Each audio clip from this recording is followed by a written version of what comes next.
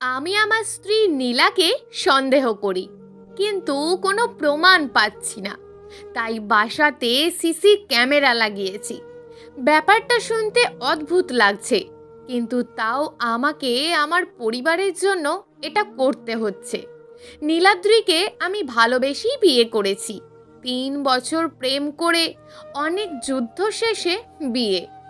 কিন্তু আমি সংসারের জন্য দিনরাত কাজ করতে করতে আর বড় ছেলেটা ও ছোট মেয়েটা হওয়ার পর ভালোবাসা বলতে ফেসবুকে ছবি আপলোড করে ভালোবাসা বলাতেই আটকে রইল।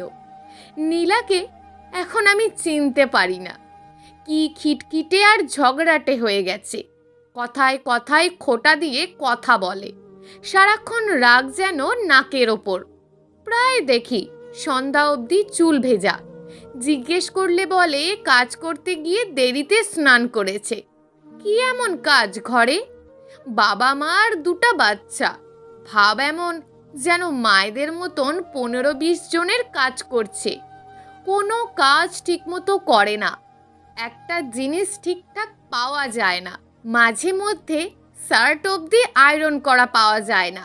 রান্নায় কোনো দিন ঝাল তো কোনো দিন লবণ নেই। শুধু তাকে সারাদিন অনলাইন দেখা যায়। জিজ্ঞেস করলে বলে একবার হয়তো ঢুকেছিলাম আর অফ করা হয়নি। তাই আমার সন্দেহ লাগে। তাই কাল চুপি চুপি সারা ঘরে ক্যামেরা লাগিয়েছি। অফিস থেকে বসে বসে দেখব। আমি মনিটর অন করলাম। ফাইলগুলো নিয়ে চোখ বোলাচ্ছি। নীলা এখন রান্নাঘরে সকালে নাস্তার পরে থালা বাসনগুলো পরিষ্কার করছে। ফাইল থেকে চোখ তুলতেই দেখি নীলা বেডরুমে বিছানা গুছিয়ে রাখছে সব রুমের। অনিন্দ স্কুল গেছে। 2 বছরের মেয়ে টিয়া তখনও ঘুমাচ্ছে। টিয়ার জন্য চুলায় খাবার বসিয়ে রুটি সবজি নিয়ে খেতে বসলো। আমরা তো অনেক আগেই করেছি।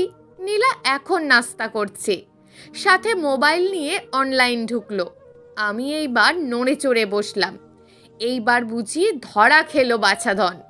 রুটি কিছুটা মুখে দেওয়ার সাথে সাথেই টিয়া উঠে গেল। টিয়ার কাছে গিয়ে ওকে অনেকক্ষণ আদর করে ঘুম থেকে তুলে নিল। টিভির সামনে বসিয়ে দিল। একবার ওর খাবারটা খাচ্ছে আর রান্নাঘরে টিয়ার খাবারটা রেডি করছে। টিয়াকে খাওয়াতে গেল। টিভি দেখছে, দৌড়াচ্ছে, কত কিছু করছে, কিন্তু তখনও অনলাইন দেখাচ্ছে নীলাকে। কিন্তু ও বাচ্চার পিছনে ছুটছে। আমি কাজ করছি আর মনিটরে চোখ বুলাচ্ছি। মেয়ের খাবার শেষ হলো 1 ঘন্টায়। নীলা আমার কালকের শার্ট প্যান্টগুলো, ছেলের ড্রেস, মেয়ের অনেকগুলো ছোট ছোট ড্রেস সব তুলছে। বাথরুমে নিয়ে গিয়ে সব সাবান পানিতে রেখে আবার রান্নাঘরে গেল। ফ্রিজ থেকে মাছ মাংস নামিয়ে মাকে বলল তরকারি কেটে দিতে। ভাত আর টিয়ার জন্য খিচুড়ি তুলে দিয়ে একটা কাপড় নিয়ে ঘরের সব ফার্নিচারগুলো পরিষ্কার করলো। তখনও ফেসবুকে অনলাইন শো করছিল নীলার। মোবাইলে চোখ গেলেই সে এসে ডাটা অফ করে। কাজ করছে, আবার রান্নাঘরে গিয়ে রান্না দেখছে। চুলায় একদিকে তরকারি দিল খুব দ্রুত, আবার পেঁয়াজ কেটে চুলায় দিচ্ছে, আবার মাংসও কাটছে। তখন বাবা এসে বলল, চা দাও তো একটু কড়া করে, আর একটু নাস্তা দিও। নীলা চুলায় তরকারি নাড়ছে, আবার বাবাকে নাস্তা ও চা দিচ্ছে। নীলা আবার ছুটছে টিয়ার পিছনে ফ্রুটস খাওয়ানোর জন্য। এরপর বাথরুম থেকে কাপড় সব কিছু ধুয়ে শুকাতে দিল। নীলা পুরো ভিজে গিয়েছে, কিন্তু স্নান করেনি। এত দ্রুত কাজ কেন করছে? নীলা রান্না শেষ করে সব কিছু গুছিয়ে ফেলেছে। তখন মা এসে বলে, বেগুন ভর্তা করিও তো শুটকি দিয়ে। নীলা মায়ের দিকে তাকিয়ে রইল, কিন্তু কোনো কিছু বলল না। হঠাৎ আমার এই ব্যাপারটা চোখে লাগলো। নীলা রাগও দেখালো না। এটা হয়তো প্রতিদিন চলতে চলতে নীলার রাগ হয়তো আগে করতো, কিন্তু এখন হয়তো সেটা থেমে গেছে। অসহায় লাগছে। নীলা আবার মেয়ের খাবার নিয়ে ছুটছে। কি দুষ্টামি! যখন খাচ্ছে না তখন একটা থাপ্পড় দিল। তখন মা এসে নীলাকে উল্টে বকা দিয়ে টিয়াকে নিয়ে গেল। খাবারটা রয়ে গেল। নীলা একটু বিশ্রামের জন্য চা হাতে নিয়ে মুখে তুলবে, এমন সময় টিয়া আবার কান্না করা শুরু করে দিল। এবার ওকে ঘুম পাড়িয়ে যখন চায়ের দিকে চোখ ফেলল, ততক্ষণে চাটা ঠান্ডা হয়ে গেছে। নীলা চুলায় বেগুন আর শুটকি দিয়ে খানিক্ষণ এদিক সেদিক তাকিয়ে ঘর ঝাড়ু দিচ্ছে। তখন অনিন্দকে স্কুল থেকে নিয়ে এলো বাবা। অনিন্দ এসে শুরু করলো দুষ্টুমি। নীলা অনিন্দ আর টিয়াকে স্নান করাতে নিয়ে গেল। দেখে মনে হলো যেন যুদ্ধ করছে ওদের সাথে। বাচ্চারা পানি নিয়ে খেলা করছে আর সারা মেঝে ভিজিয়ে দিচ্ছে। আবার এদিকে রান্নাঘরে ভর্তার জন্য দেওয়া বেগুন প্রায় পুড়ে গেছে। নীলা ঘর মুছতে গেল। রান্নাঘরে গিয়ে ভর্তা করছে, আবার ঘর মুছছে। বাচ্চাগুলো টিভি দেখা নিয়ে মারামারি করতে শুরু করলো। নীলার পরিষ্কার করা ঘরে আবারও ওরা ময়লা করছে। নীলা ওদের বকাবকি করলো কিছুক্ষণ। বাসায় থাকলে আমি উল্টে নীলাকে বকা দিই ওদের কিছু বললে। অদ্ভুত ব্যাপারটা এখন আমার স্বাভাবিক লাগছে। নীলার জায়গায় আমি হলে আরো বেশি রাগ করতাম মনে হচ্ছে। নীলা ঘর মোছে, বাথরুমগুলো পরিষ্কার করে। তখন প্রায় 2টো। বাবা ভাত চেয়েই যাচ্ছে। মা কিন্তু টিভি দেখছে তখন। নীলাকে ক্লান্ত লাগছে। নীলা এক গ্লাস পানি খেয়ে আবার রান্নাঘরে গিয়ে ভাত তরকারি সব এনে টেবিলে রাখলো। বাচ্চাদের জন্য খাবার নিচ্ছে। বাবা চিৎকার করছে, ভাত দিয়েছো তো পানি কি দেবে? গলায় ভাত লাগিয়ে মারতে চাও নাকি? আগে পানি দেবে। নীলা আবার দৌড়ে এসে ফিল্টার থেকে পানি নিয়ে দিল। এটা তো বাবাও করতে পারতেন। আমার এবার যেন কেমন লাগছে বুকে। আমি কি করি? ওকে অযথা সন্দেহ করে অনেক দিন তার সাথে খারাপ ব্যবহার করেছি। এই কাজটা আমি ঠিক করিনি। নীলা টিয়াকে খাওয়াচ্ছে। অনিন্দকে বাবা মায়ের সাথে খেতে দিলেও ও খাচ্ছে না। নীলা টিয়াকে চেপে ধরে কোনো মতে কার্টুন দেখিয়ে খাওয়াচ্ছে। আবার অনিন্দকে খাটের ওপর থেকে ব্যালকনি থেকে ধরে এনে পিঠে একটা দিয়ে ভাত খাওয়াচ্ছে।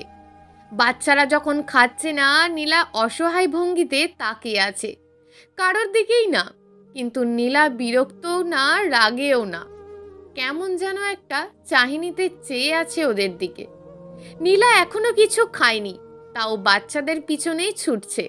তখন মা বাবা নীলাকে আবার বকাবকি করছে। মাছে ঝাল বেশি হয়েছে, ভাত আর একটু ফোটাতে পারো না? শক্ত থেকে যায় কেন? বেগুন ভর্তায় তো লবণের ছিটে ফোটাও দাও নাই। সারাদিন কোনো কাজ নেই, টিভি দেখো, মোবাইল চালাও, আর 2টো রান্না আর কি। খাওয়ার সময় যদি ঠিকমতো খেতে না পারি কেমন লাগে? নীলাকে চরম বিরক্ত দেখাচ্ছে, কিন্তু কিছু বলছে না। তখনও বাচ্চাদের আরো জোরে জোরে বাহানা করে যাচ্ছে। একটাকে থাপ্পড় দিয়ে ভাত খাওয়াচ্ছে। সবার খাওয়া শেষে নীলা সব থালা বাসন ধুয়ে পরিষ্কার করলো। বাচ্চাদের আরো কাপড় হয়েছে, সেগুলো ধুয়ে শুকাতে দিল রোদে।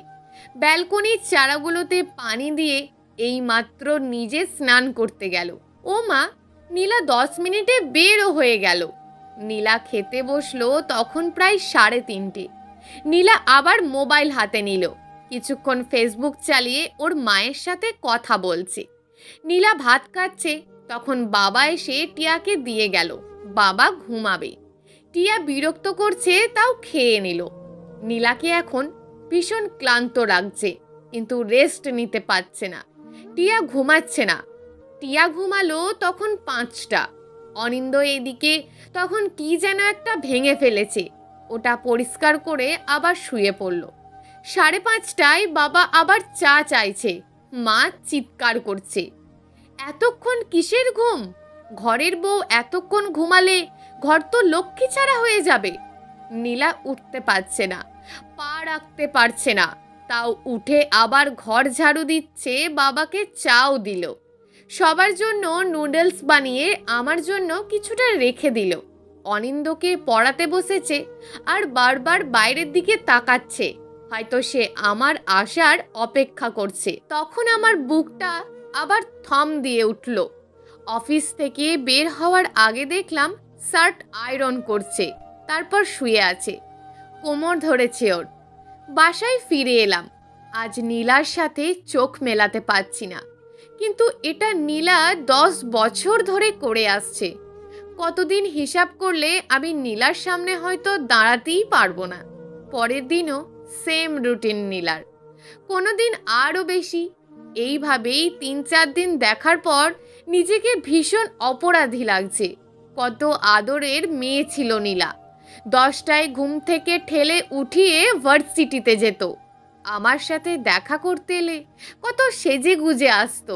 অনেক লম্বা চুল ছিল তার, কত যত্ন করতো নিজের। আর এখন আমার ঘর, আমার সন্তানদের জন্য তো ওর কোনো শখও নেই এখন। আর আমি তো ওকে এখন ভালোবাসতেই ভুলে গেছি। তখন আমার কলিগ শফিক সাহেব এলো।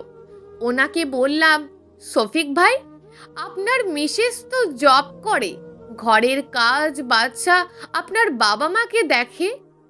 আমার মিসেস অনেক করে ভাই, সকালে উঠে রান্নাটা করে আসে। 2টো কাজের মেয়ে আছে, একটা বাচ্চা দেখে আর একটা ছুটা কাজ করে।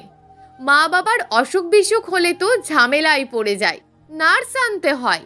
বাচ্চাটাকে সবে স্কুলে দিয়েছি, তার জন্যও টিচার আছে। বেতন কেমন তাদের? ওরে বাবা, সেটা বলেন না ভাই। ছুটা বুয়ার বেতন 2000 টাকা, পার্মানেন্টটা 5000 টাকা, টিচার 3000 টাকা, নার্স আনলে তো ডেলি 1200 টাকা। তবে আমরা ছুটির দিনে প্রায় ঘুরতে যাই। মিসেস সারা উইকেন্ড কাজ করে বলে সে রিল্যাক্স চায়, সেটাও একটা খরচ। তারপরও ভাই, মেয়েদের ধন্যবাদ দিতেই হয়। আমার নিজেকে এখন কেমন অপদার্থ মনে হচ্ছে। টাকা দিয়ে কাজ করানো কাজের মেয়েকেও ধন্যবাদ দেওয়া যায়, কিন্তু সব কিছু বিসর্জন দিয়ে সে এত বছর ধরে আমার সংসার বিনা বেতনেই কাজ করে যাচ্ছে। তাকে কি কখনো আমি ধন্যবাদ দিয়েছি একবারও? এখন আমি টুকটাক কাজ করে দিই নীলাকে, নিজের কাপড় নিজেই ধুয়ে ফেলি। নীলাকে বলি, আগে তো কত সেজে গুজে থাকতে, যত্ন করতে, এখন করো না কেন?